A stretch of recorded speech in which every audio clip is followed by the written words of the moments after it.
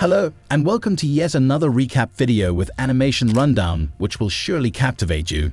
In this video, you will get to know what happened in the third episode of the second season of Justice League Unlimited, the Doomsday Sanction, as if you have watched it before. Now, before you watch the video, don't shy away from subscribing to our channel and supporting us in exchange for engaging movie recaps. Let's start. Amanda Waller is preparing to leave her high-security home as she sees Lex Luthor announcing his candidacy for the US presidency on the news. She is shocked to see Batman standing outside without giving away to the security. He faces her about the work that the government was doing behind the Justice League's back. She says that this is the measure that her team has taken ever since the Justice Lords incident because her department is the people's only protection against meta-humans. Batman threatens her against attacking his comrades and exits. On sight, Waller seems unfazed, but her shaking hands give away her nervousness. Back at the Watchtower, Batman briefs the 7 founding members of the Justice League about the Cadmus agenda. He says he thinks that the main fund for the agenda is coming from Luthor since there is no such budget in the federal budget. He tells them he has already assigned the Question to research the possibility and says that if there is a link, the Question can find it. Liking the video till now, subscribe to our channel for many more interesting recaps. As that is happening, Waller holds a summit meeting of Cadmus department heads. She turns to Dr. Milo, terminates his department, and assigns him to a lower-ranking position due to his experiments with splicing animals failing multiple times. Out of revenge, Milo breaks into the chamber where Doomsday is held prisoner and explains to him that he was a clone created due to Emil Hamilton Waller and Hugo Strange, and he should take revenge on them. Doomsday agrees and says if Milo frees him, then he will solve both of their problems.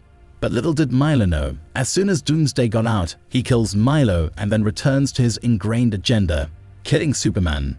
Talking about Superman, he is busy assisting in an evacuation from San Paquero's small island, where the volcano may erupt and may endanger the people living on the island. Wonder Woman and Flash help with the evacuation of the harbor, while Superman plans to bare holes through the mountainside. But before he can do that, Doomsday arrives and starts battling him. Their battle grows so intense that it looks like they will bring the volcano down. As soon as Waller hears of Doomsday's escape, she orders General Eiling to take care of the mess anyhow.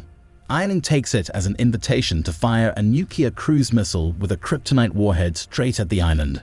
Noticing this, John immediately warns Batman. Batman quickly calls Waller and confronts her about it. Waller tries to play it cool, but Batman realizes that even she didn't know about this plan.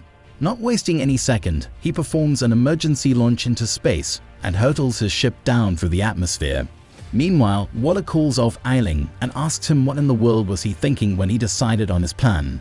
He calmly tells her that the missile will destroy the government's problem with Superman, Doomsday, and drug trafficking going on in San Paquero, which was, according to him, 3 birds, 1 stone.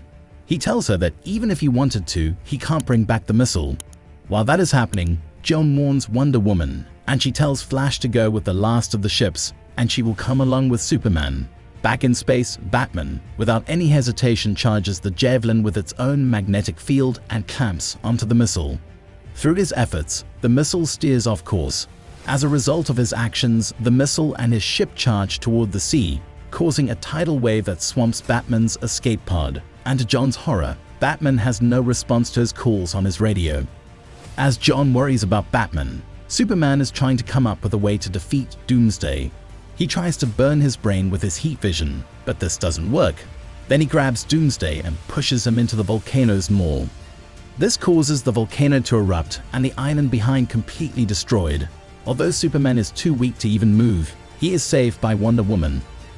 They return to the Watchtower, and 5 of the 7 founding members hold a tribunal for Doomsday, who has been imprisoned in a block of cooled magma. Superman tries to tell him that he is actually being used as a weapon by Cadmus, just like Milo tried to tell him. Superman asks him to tell them all he knows about Cadmus, rather than grabbing the opportunity to turn over a new leaf. Doomsday says that one day when he will escape, he will surely come back to kill Superman. By Doomsday's choice, Superman has no choice but to use a Phantom Zone projector to send him to a penal dimension. As for Batman, he is healing in the infirmary after being injured after his crash. He freely tells Superman that he does not like the choice that he had made. Trying to redeem himself in front of Batman's eyes, Superman says that he will never cross the Morale line like the Justice Lords did, so he doesn't need to worry.